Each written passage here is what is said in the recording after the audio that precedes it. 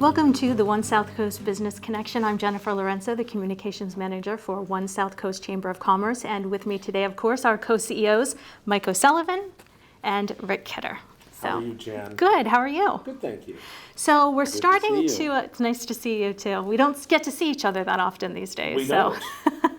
But speaking of that, we're actually starting to see things a little bit start to go back to normal, somewhat normal. So who wants to start off on that topic? Well, I can start off if you like. We are slowly returning to something that resembles normal. Mm-hmm. We're not there yet, but obviously one of the things that we've seen have been an expansion of capacities for restaurants, an expansion of capacity for large events. On the horizon on August 1, we're kind of looking at a phase 4 reopening, which is really exciting for us at the Chamber because it means that we'll be kind of back in full-scale live events. But it's also exciting for the community because things that hadn't been able to people do, now they're able to do it. And for that, I think we're really grateful. I think most of us are tired of COVID, but we know that we have to live through all that goes with it. Yeah, we're tired of it, but the region's lagging behind on vaccinations, and we can't, so we have to do everything we can to get the people vaccinated and convince people they need to be vaccinated as well. It's just we don't want this coming back in any way, shape, or form. So that's, we're worried. We're always concerned about that. I know there have been a number of entities. I know I was on the phone with SouthCoast earlier today. Owen Merrow just stopped by and said the Health First came in. I know a lot of outlets, I think Cheryl Bartlett, of course, in New Bedford. It seems like a lot of outlets are trying to help manufacturing companies or other businesses that might have some issues with the language gaps.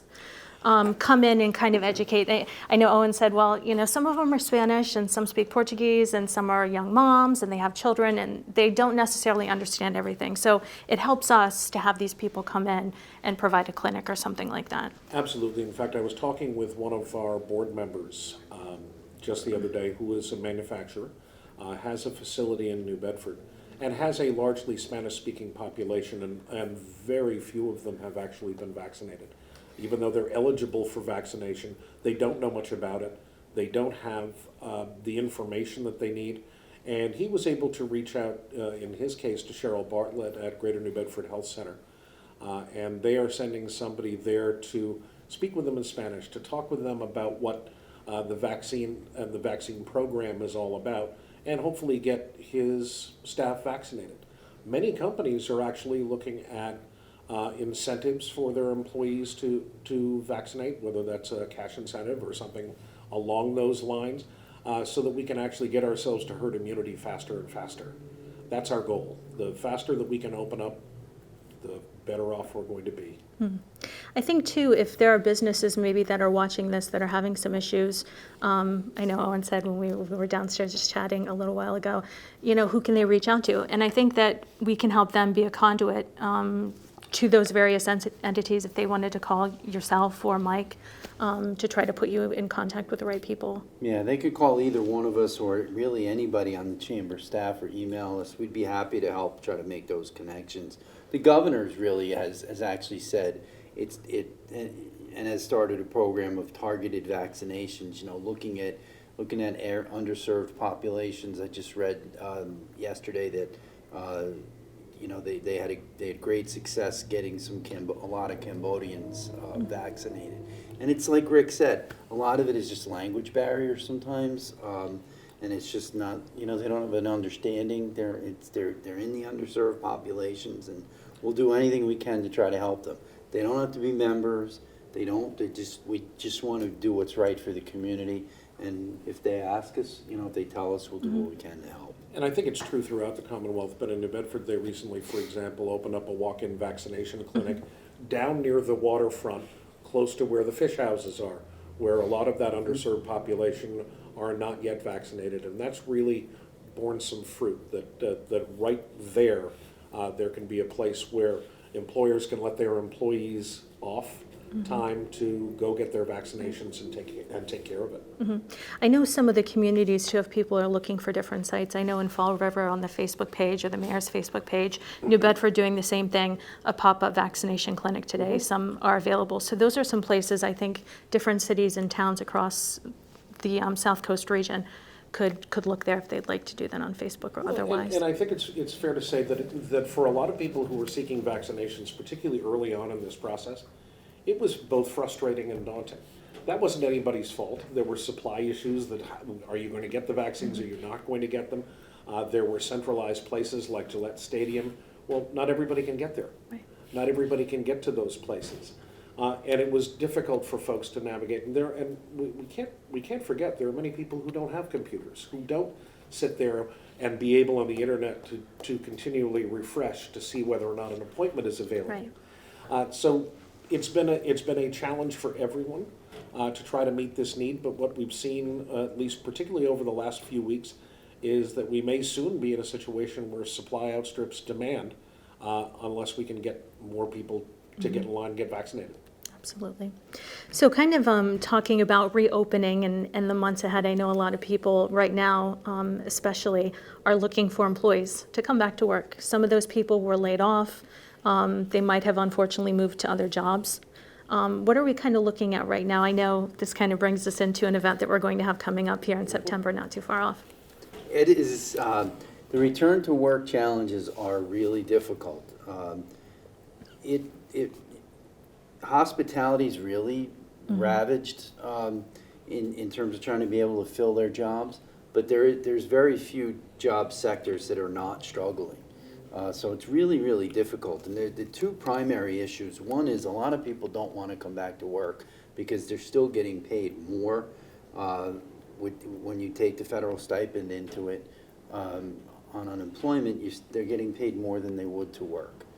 As long as that system is out there, it's going to be very, very difficult to hire people and get people to come back to work. And the other one is childcare. Childcare is really, really difficult because with many of those businesses down to 50%,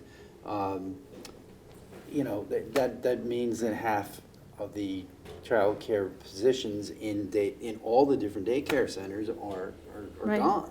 And it's not just Right. moms, it's dads. It's just parents. They can't find daycare. They can't go back to work. And there had been, even before the pandemic, this is actually kind of shining a light on something that's been an issue for a long time. Right. Even before the pandemic, there were 650 families in New Bedford on the waiting list for Head Start. So these programs that we don't often think of as being, quote, business related, really are business related because it is one of the stumbling blocks of getting people back to work. And as Mike said, the $300 stipend, although for a lot of people may not be a ton of money, it makes a difference. And if they're paying for childcare, that stipend would disappear completely, and they would be left with their going to work, and virtually everything that they're getting from the federal government would actually be going into their childcare. So it doesn't, the numbers don't work. So as we go forward, I think we're rather hopeful that Congress will not reauthorize the additional stipend that expires in September. It's not that we want people to suffer, we don't at all. We want people who need help to get help. But at the same time, we've got to be able to staff back up. Right now in Massachusetts, there are 300,000 people who left the workforce and haven't returned. That is a ton. And when you look in this area, particularly an area where there may be a significant number of relatively low-wage jobs, what you're going to find is that those numbers are skewed very heavily in those communities. So we're hoping that that we actually can use the carrot to help people to get back to work. We know that right now, both Bristol Workforce Board and the Greater New Bedford Workforce Board actually have training programs available. One can be on unemployment and get trained at the same time, so that when they re-enter the workforce, they may actually enter at a higher level with better skills and more certificates. So those things are in motion, but we're really hopeful that people will be able to take advantage of them. But if they can't get childcare, Yeah. that's an issue. Yeah. I noticed, too, a lot of people send me different things for our e-news and Navigator. A lot of the entities that are hiring are doing bonus packages Yes. to try to get people in the door. I noticed that that's something that's pretty significant the last few months that I've seen. And we've seen that other companies have shied away from that, in part because what they're saying to their employees who are there is, hey, you're not getting a bonus package, we're trying to get somebody else to come back, and there's an inequality there that they have to deal with. One company that I know quite well has been relatively successful in paying a bonus to their existing employees who bring someone to them, who eventually gets hired. And so once they've been there for 3 months, they get $500 because they referred that person. Yeah, that program has become very popular, is trying to get people to bring family members, friends, things like that, and getting a bonus for that. And that seems to be one of the areas that works well. Yeah. It's unusual for us to be in a situation, I don't think we've ever been in a situation where we have high unemployment, relatively high unemployment, and we have tons of unfilled jobs at the same time. So that speaks to the challenge that we're dealing with. And I think over time, that's going to sort itself out because it needs to. But our employers right now are dying for people. Right. And on that topic, kind of transitioning, we did want to wait a couple of months, especially the stipend that you mentioned to, go away. And then maybe we'll see people wanting to go back to work and looking for a job a little bit more at that time. So we have a job fair that's coming up. This is something we haven't seen or heard of in a long time. It's true. So September 15th, I believe, at White's of Westport. It's going to be from 9 o'clock until 3 in the afternoon. And we're going to have a lot of great employers there looking for people that need to get back into the workforce. We are, and it was not accidental timing. It is in the early September that the federal stipend does go away, so that those individuals who right now are depending upon that, rather than returning to work, may find themselves more motivated to seek employment. We know that the employer need is there. They've already been knocking on our door saying, how do I get a table, how do I get a table, how do I get a table, which is a good thing for us. But it's important that we bring on as many job seekers as possible to those employers. We want it to be really valuable. So we picked a timing that was after the federal stipend had come to a close. Switching gear a little bit, I know we have a number of events coming up. We've had a number of events coming up. One being our Senator Markey came and spoke, and that was a great event. We had a huge turnout for that, via Zoom, of course, not in person yet. Right. But who'd like to kind of talk a little bit about the Markey event? The Markey event went well. He spoke a lot about the proposed infrastructure plan, and he spoke a lot about the American Rescue Plan and what those, what he would like to see those dollars go for. The one thing you can say about the existing establishment is they're investing money in the economy. They're putting the money in the economy, which is great. But there are certain areas, as we've said, like the federal stipend, that we feel could be better spent in other ways. But Senator Markey did a really good job talking about things like infrastructure in particular. The American Rescue Plan, they're still sort of hammering out the details of exactly where that money's supposed to be spent. So when the cities get the money, cities and towns get the money, we don't know exactly yet where they're going to be directed to spend it. And we have some ideas, but it's not etched in stone. So he tried to give us some guidance on that. But it'll be interesting to see what the parameters are for that. And I think many people may realize that Fall River is going to receive about $73 million that comes out of the American Rescue Plan, and New Bedford, I think, will receive about $68, $69 million. That's a lot of money for city budgets. They've obviously borne some incredible expenses with COVID. It's been challenging for them. We know that some of those dollars are going to go to offset some of the deficits they likely we're having. But we also know that there are opportunities there. We're rather hopeful going forward that our cities, our anchor gateway cities, will do some investing in small business and perhaps some grant programs for small business, because we've got to keep that engine going. Right. 90% of the businesses in this country are small business, and that's our bread and butter, but it's also the bread and butter of our communities. So we really hope that investment happens. And we always have a lot of legislative events where we have our elected officials from around the area come and speak to us. We have a number coming up. Of course, Secretary Sutter's. We've never had her, I don't think, come No, this before is a for first. an It's a event. first. And especially kind of focusing on women in leadership Yes. right now. But it's important to talk to all of them because they have different outlooks on what's happening at the state and then give us some insight at the local levels as well. But Secretary Sutter's, I think she's, it's going to be a really good event to have her come and speak. That will be on May 5th at 3:30 in the afternoon. And Secretary Sutters is the Secretary of Health and Human Services for the Commonwealth. And she, like most of the folks that we have dealt with at the cabinet level, remarkable people. And I think this is going to be a fascinating event. And if anybody has been at the front lines of the pandemic, it has certainly been the Secretary of Health. And we are incredibly grateful that she's willing to spend the time with us. Sure. We also have a virtual town hall coming up with Congressman Auchincloss as well. And he's been great since he's been in office. He's reached out to us and wants to be heavily involved with the business community in the area. Yeah, so far he's been terrific, and he's really wants to help the local businesses. And he's constantly asking his staff is constantly asking, what's happening, what can we do, what do you need?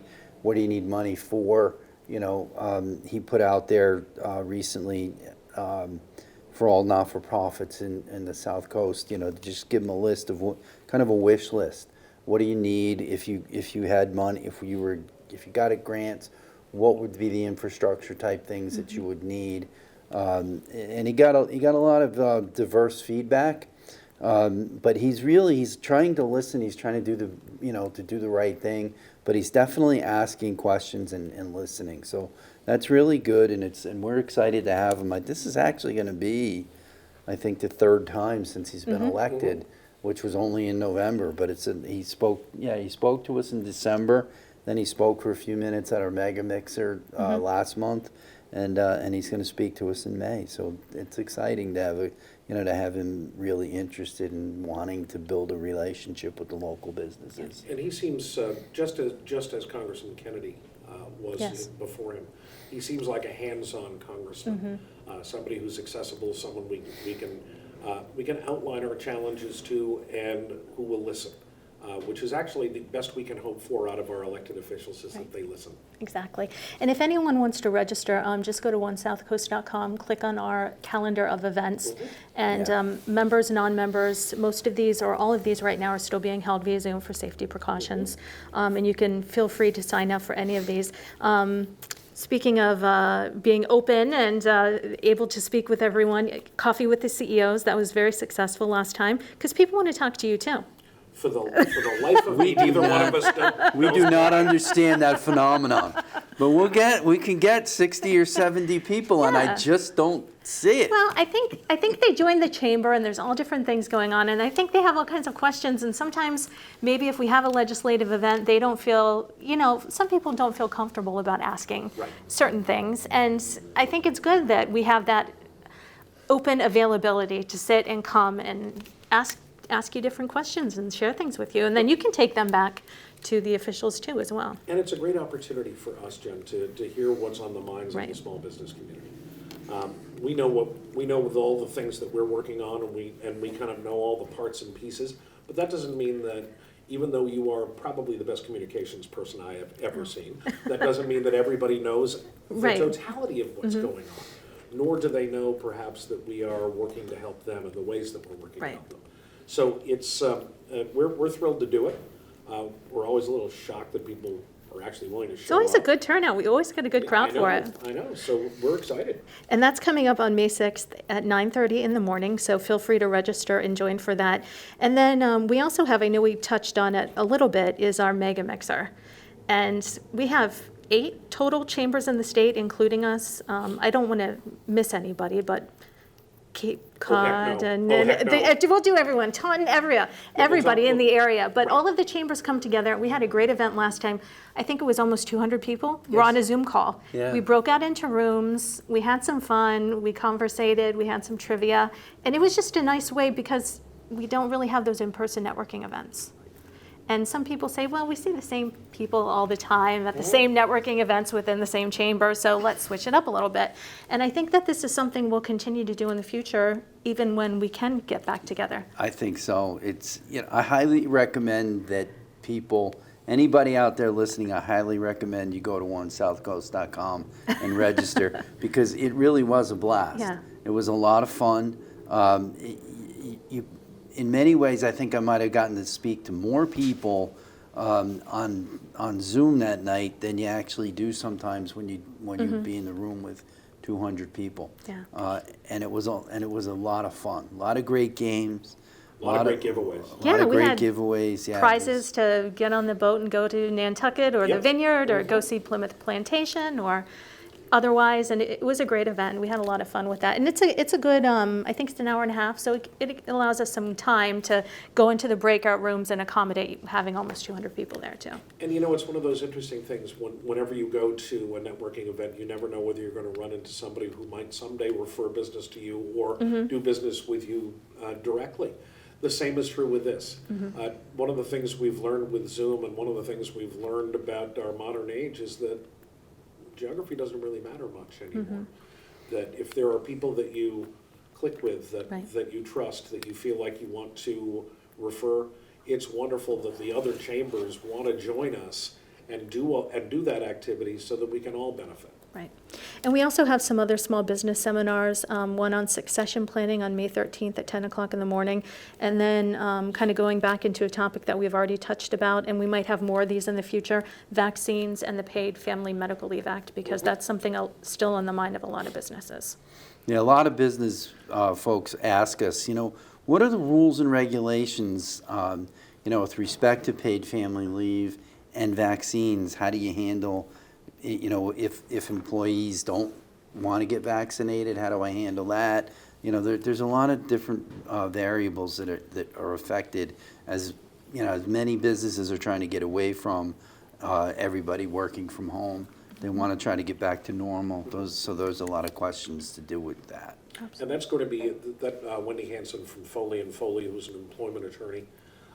They do a spectacularly organized presentation. So it's really one that employers all around our region, we really hope that they take advantage of this, because every employer in one way or another is dealing with issues related to vaccination and don't necessarily know their rights and don't know the rights of their employees and how to go about navigating that, particularly if there's a need for paid family medical leave. All of these things are now intertwined because paid family medical leave is brand new. And a lot of employers, particularly small employers, really don't have yet a handle on what that looks like and how it affects them.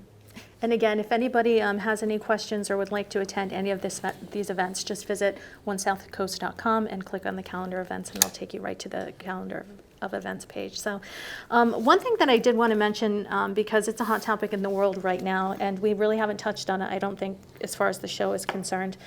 We put together, the end of last year, beginning of this year, a diversity, equity, and inclusion committee, and just kind of the way of the world right now with everything going on. But what's kind of happening with that committee, and what are your hopes as we kind of move into the future? It's chaired by Gail Forts, who is the CEO of the YWCA of Southeastern Mass, and Gail's doing a great job.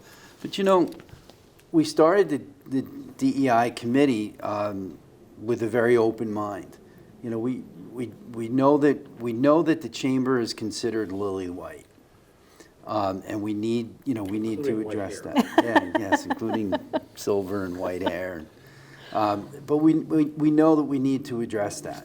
So we sat down with a group of individuals. Some were chamber members, some were not chamber members, some have become chamber members. But we sat down with some of our board members, with Rick and I, and a variety of people, and just started talking about what does diversity, equity, and inclusion look like, and where are we headed with it. And we're starting to make some progress. The staff has gone through some DEI training, which has been provided by Bristol County Community College, and it was terrific training. Great training. Yeah, we've had you know, we have 41 board members, maybe just a little less than half have gone through it so far.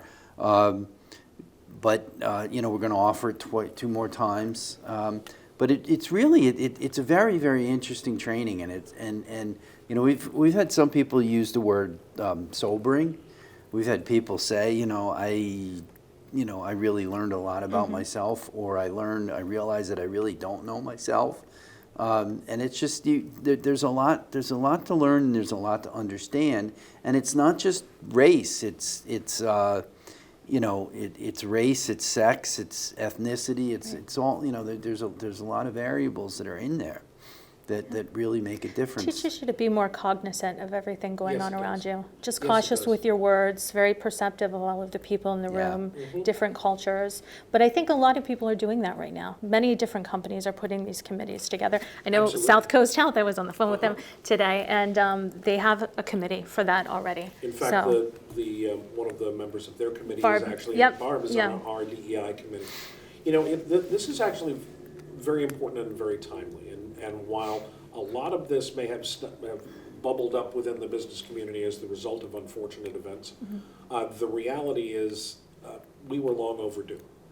And it's important for us to make sure that people understand that we are both diverse and we're inclusive, and that we have this commitment to do so. We've actually had 2 of our board member companies step up and are willing to underwrite 4 memberships each for minority-owned businesses, so that we can actually be really sensitive not only to what their needs are as they're starting out their businesses, but also make sure that we can be as good as our word.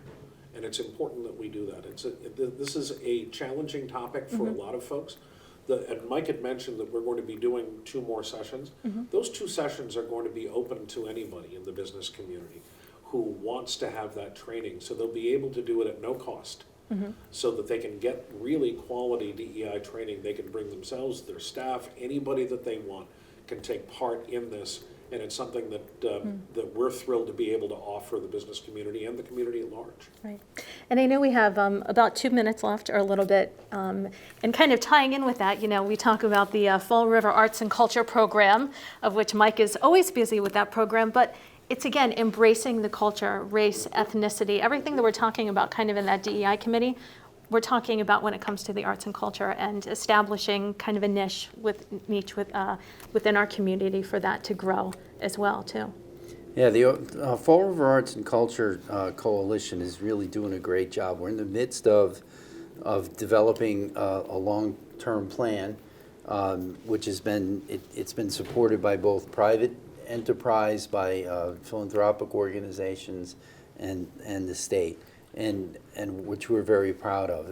It's a perfect public-private partnership, and we're working really hard on it. And we're, you know, the things that we're learning, what we're learning, and I don't want to reveal too much, but you know, we're really learning a lot about what the community thinks. But we're really trying to work hard to make sure that we are actually getting the Cambodian neighborhood involved, getting the Vietnamese neighborhoods, you know, just all the Portuguese. Asian, everybody. I could go down the list. I can't even name them all right now. We've got a good but mix in the community. yeah, Fall River is an incredibly diverse community, and we're just trying to make sure that everybody gets their say, because at the end of the day, that plan belongs to the city.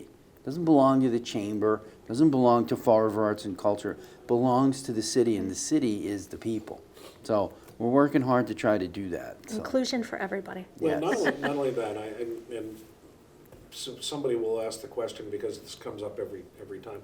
Somebody will ask the question, why does the Chamber care about arts and culture? Well, the Chamber cares about arts and culture because that's actually one of our greatest selling points.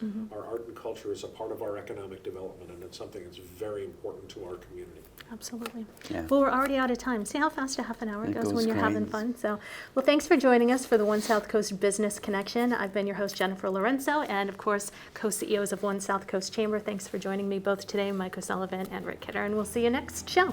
Thank Thanks, you, Jen. Thanks. Bye.